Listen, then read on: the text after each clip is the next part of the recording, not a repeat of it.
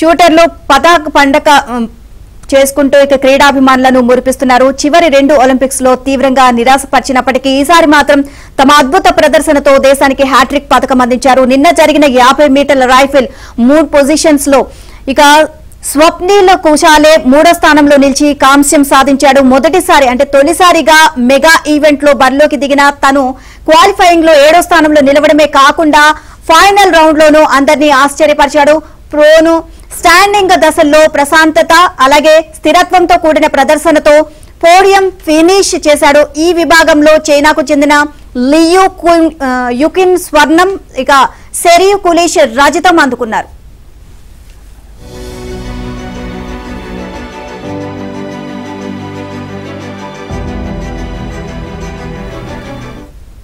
ఇక కఠినంగా సాగిన ఫైనల్స్ లో ఆ స్వప్నిల్ ఆరంభం విధానంగానే సాగింది. కానీ నిదానంగా ప్రదర్శన కొనసాగించారు.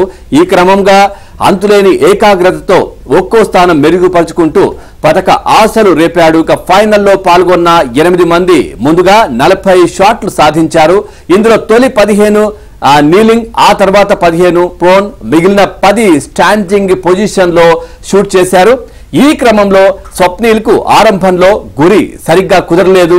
తొలి షాట్ కు 9.6తో ఆరంభించగా నీలింగ్ పొజిషన్ ను 6వ స్థానంలో ముగించాడు. కానీ ప్రోన్ లో మాత్రం అద్భుతంగా పుంజుకున్నాడు. 5 షాట్లను ఇన్నర్ 10 గా ముగించడంతో 310.1 పాయింట్లతో 5వ స్థానానికి ఎగబాకాడు. చివరగా స్టాండింగ్ లోను అదరగొట్టి 3వ స్థానంలో నిలవగలిగాడు.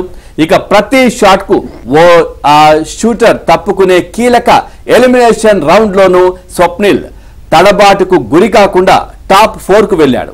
ఇందులో 9.9 స్కోర్ తో 441.4 పాయింట్లు సాధించి టాప్ 3లో ఎంట్రీ ఇవ్వడంతో మెడల్ ఖరారైంది. ఇక ఫైనల్ షాట్ లో 10 స్కోర్ చేయడంతో 0.5 పాయింట్ల తేడాతో స్వప్నిల్ కాంస్యంతో సరిపెట్టుకున్నాడు. అతడి కన్నా ముందున్న కులీష్ 451.9తో టాప్ 2 కోసం చైనా షూటర్ తో పోటీ పడ్డాడు. ఇక మహిళల 50 మీటర్ల రైఫిల్ 3 పొజిషన్ లో ప్రపంచ రికార్డ్ నేపథ్యం కలిగిన స్విఫ్ట్ కౌర్ శర్మపై మాజీ వరల్డ్ ఛాంపియన్ అయిన అంజుమ్ మౌద్గిల్ పై ముందు నుంచి పతక అంచనాలు ఉన్నాయి.